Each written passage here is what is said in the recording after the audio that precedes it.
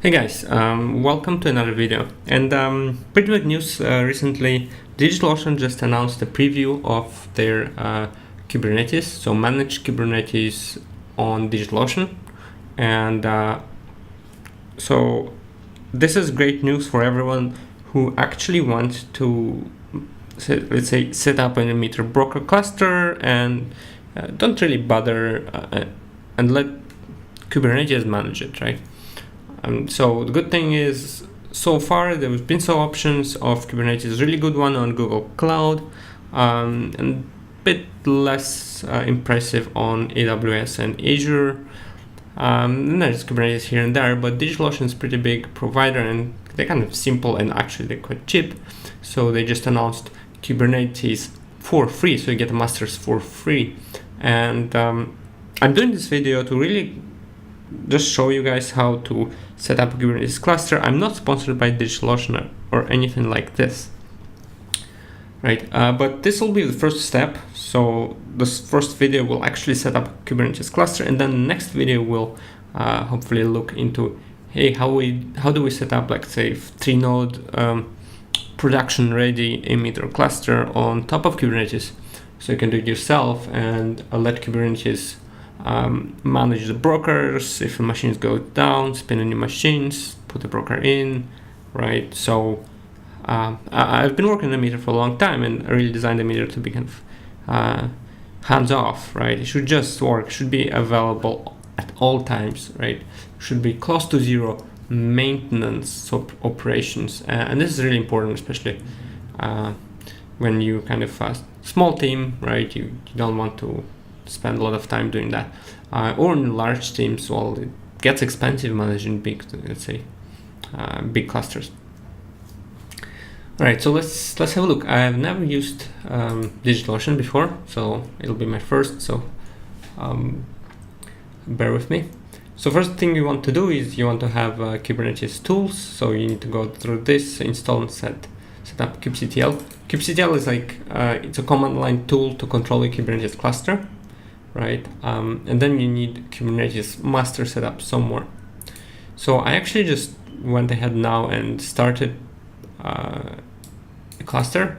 So the only thing I did, I selected a location. I did Bangalore, and I did set up 3 nodes. So we have 3 nodes here running. Now the next thing I need to do is download the config. So the config file was here. I just got this. And I have a config file here. Let's have a look. Let's have a look at the config file. Okay, pretty much that. So we have our certificate. Don't worry, I will have to remove the cluster after. Anyway, so we have our cluster user config. Okay. Now we can run this command to try if. All right. It's not okay. Different config file. Okay, it is. Okay, so get nodes. Oh, right. So we have nervous pain. Okay, we have 3 nodes, which is great. So 3 nodes running. Yes, it's working. Yes, it's working. Okay, it doesn't say.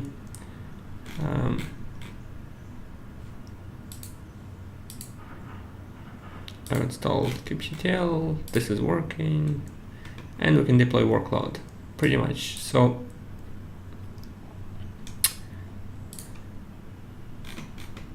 you have a simple replica set, simple pod.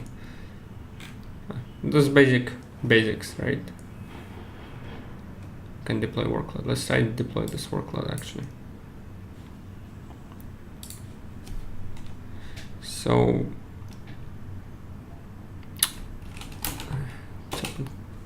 VS Code. Actually, VS Code is it's pretty good. Sorry, whoops. Visual Studio Code has this Kubernetes tools. So I think, all right, I think should have connected. I didn't have Helm, that's okay. All right, so our certificate, let's create our app. So what this does, just simply spins an Nginx, nothing else, right? And we can test it by apply.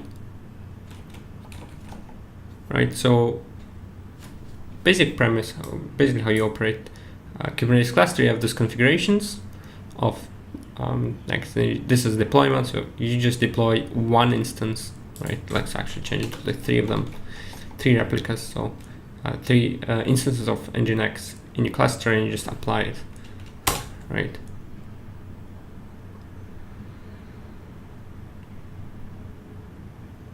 And it'll take a while. Okay, so what else? Different things that should be working. It is working. All right, so that's the interesting part. So we have load balancers, and we will need this, the persistent volume claim. So that's something we will need actually to when we create a meter broker cluster. So we will use persistent volumes so that we can have our message storage disk attached and detached to the worker node. So even if a virtual machine goes down for some reason, it completely crashes, we never lose data as we have a network attached storage for the messages, right? And we are likely to use a load balancer as well. Okay, that's pretty much it. So now we have running, we have a cluster running. So how do we get to console? So we can view nodes, meter cluster, and nervous pane. Okay. Settings. Okay. So how do we access them?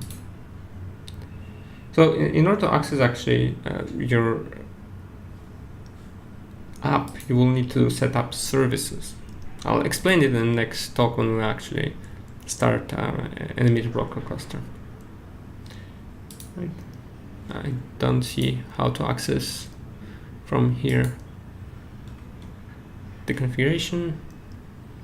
There is a way, there is a UI, but I can't see it right now.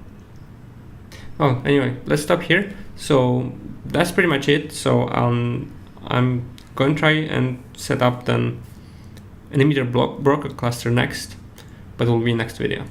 Thanks again, and please subscribe, like this video, and also let me know if you want to know something else, right? It doesn't have to be related to a meter directly, as this video just shows Kubernetes, nothing super special, right? Thank you.